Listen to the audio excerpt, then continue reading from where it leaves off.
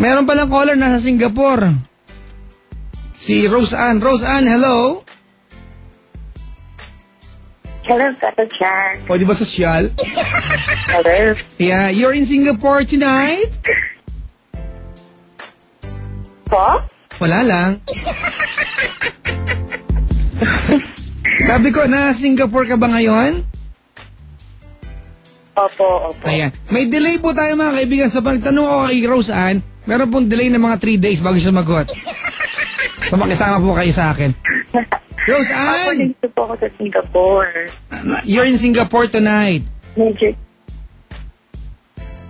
Opo. Ayan. Saan ka ba na Singapore?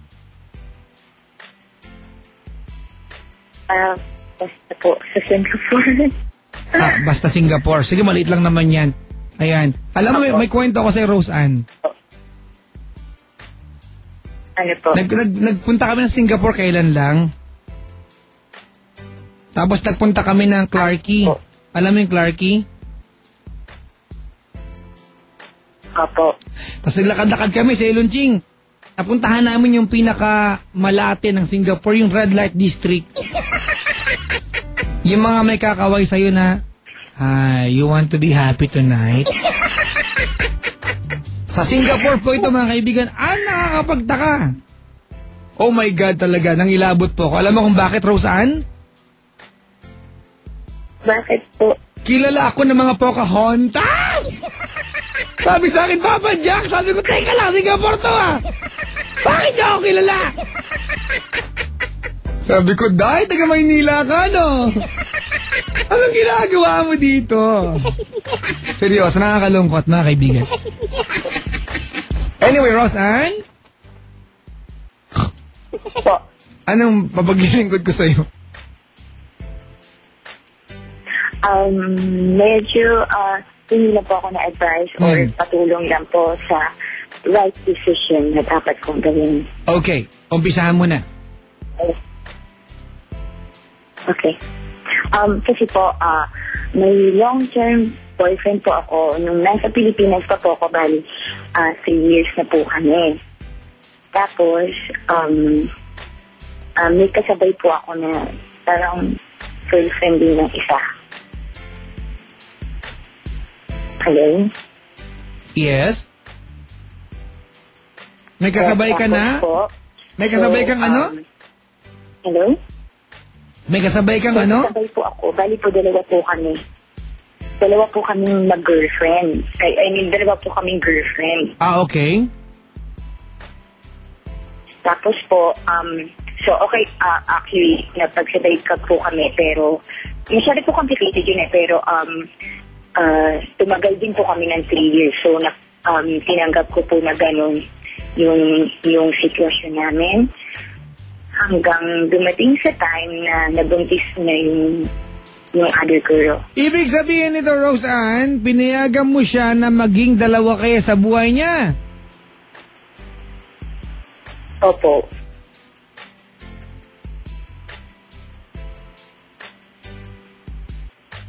Okay. Yan. So nabuntis ko niya yung girl. So, by the time po, nag-let go na po ako. Nag-let go ko na po siya kasi siyempre magkaka-family na siya pala. Okay. And then, nagpunta po ako ng Singapore. So, naging pulis siya. Tapos, nagka-family siya. So, naghiwalay po kami ng 1 year. So, 1 year na po nakalipas na naghiwalay kami. Tapos po, dahil po nung bumalik po ako sa Philippines, like, you know, for old time's sake, nagkita po kami. Parang, to kamasahan, ganun. We! Tapos po, ano po?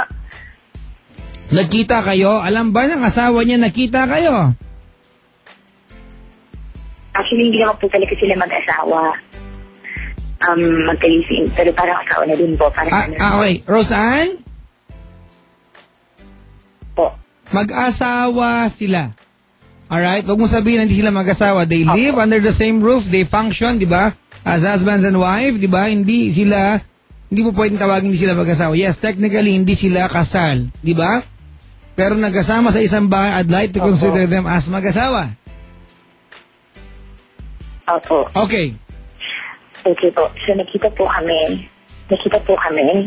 And then, kasi po, yung babae po, bali, ang trabaho po niya as escort service sa Manila. Okay. And open po ako doon. So yun po yung parang hindi, parang medyo bad side ng isang babae nung naanakan niya. So parang sa akin, ang ini-explain nung boyfriend ko before na hindi na niya mahiwalayan. I mean, hindi niya kayang hiwalayan unless yung babae yung gagawa ng paraan para humiwalay sa kanya. Kasi hindi niya kaya makasakit. Pero sinasabi niya sa akin na hintayin ko lang na magawa niya ng paraan yun para maghiwalay sila.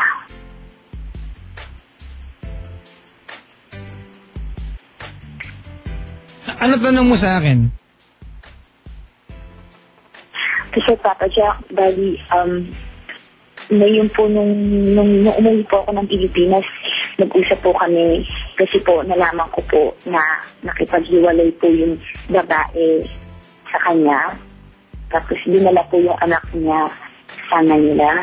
Bakit daw sila naghiwalay? Tapos po, dahil sa another girl pa po. Ayan. Okay. So nalaman ko po na gano'n. So parang, ang saan point ko, bakit hindi ko pa, nakipagbalikan po kasi siya sa akin.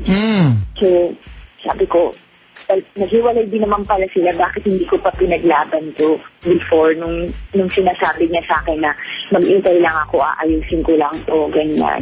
Roseanne, walang sagot sa tanong na yan. Nung nalaman ko po na nagkahiwalay sila. Roseanne? Ayun po, pumayag po. Roseanne?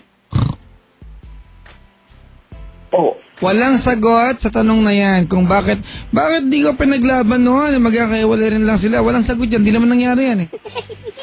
You can only assume. Alright? Yeah. Ano ang tanong mo sa akin?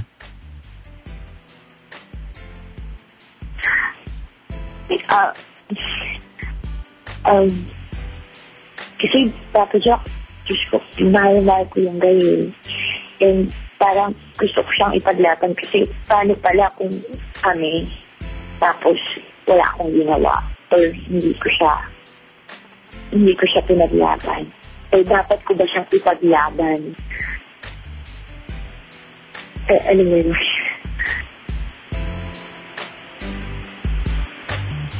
Alright, ganito Roseanne, medyo kasi yung ating komunikasyon parang may delay, di ba? So I want you to listen to me. Alright, hindi sinisingitan para alam mo maayos yung daloy ng ating usapan. But I want you to listen very carefully, okay? Opo. Ayoko the way you address, okay? Yung po kasi yung trabaho ng naanakan niya. What? I don't like the way na-address mo yung nanay ng anak niya. You have to remember, nanay ito ng anak ng taong mahal mo. Tama, mali? Alam. And you know, that's an indication na you are bitter. Sir, hindi po ako bitter. Sinasabi ko lang po yung totoo. Kasi po... Roseanne, you are bitter. You are bitter. You are bitter. You are bitter. You are bitter. Bitter ka. And the only time, di ba, na we can do something para sa'yo is when the time, alright, na aminin mong bitter ka because you are bitter. Very evident sa iyan natin. Okay, good. Ganito Roseanne. If you think, alright, kasi ang eksena dito, di ba, itong lalaki hiwalay na, alright? Hiwalay na, wala nang kinakasama, ayoko nang pag-usapan yung bagay na, hindi naman yan nilapit mo sa akin. Hiwalay na siya, di ba? At sabi niya, mag-antay ka lang, maghiwalay kami, at feeling mo, eto na yung chance mo para ipaglaban siya.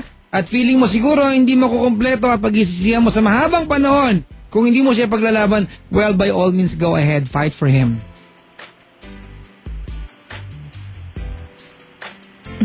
Alright? Okay po. So you don't want to lose the guy. Okay, Roseanne, you don't want to lose the guy again for the second time around. Nawala na siya one time sa'yo, pinagtaksilan ka niya. Dinaya ka niya. Nagkaroon siya ng iba. Alright? Pinagtaksilan ka niya, dinaya ka niya. At yung pandarayang ginawa niya, you allowed it. Inalaw mo yung bagay na yon. Alright? Inalaw mo yung bagay na yon. Okay? So parang awa mo na. Parang awa mo na, Roseanne. This time, kung babalik ka sa kanya, kung babalik ka sa piling niya, if you're going to fight for him again, alright, at magbabalikan kayo, make sure that you will not allow the guy to paint the town red again, di ba, habang ikaw ay nasasaktan. Opo, Papa Jack, kasi lagi niya lang po ako yung umiintindi sa kanya. Na parang, ako po, sa akin sinasabi lahat nung nangyayari, sa akin niya po sinasabi lahat nung kung ano yung talagang sitwasyon. Roseanne? Parang hindi ko alam kung bakit ba niya sa akin sinasabi po. Tanga ka ba?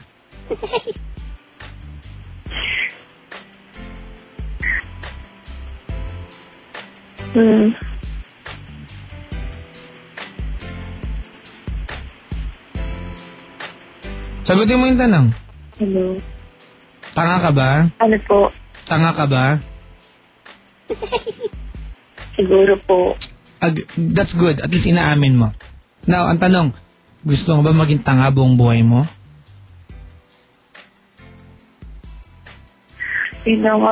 Gusto mo bang maging tanga buong buhay mo? Siyempre, ayoko po. Then do something about it. Alright? Kung nakikinig siya ngayon, anong gusto mong sabihin sa kanya?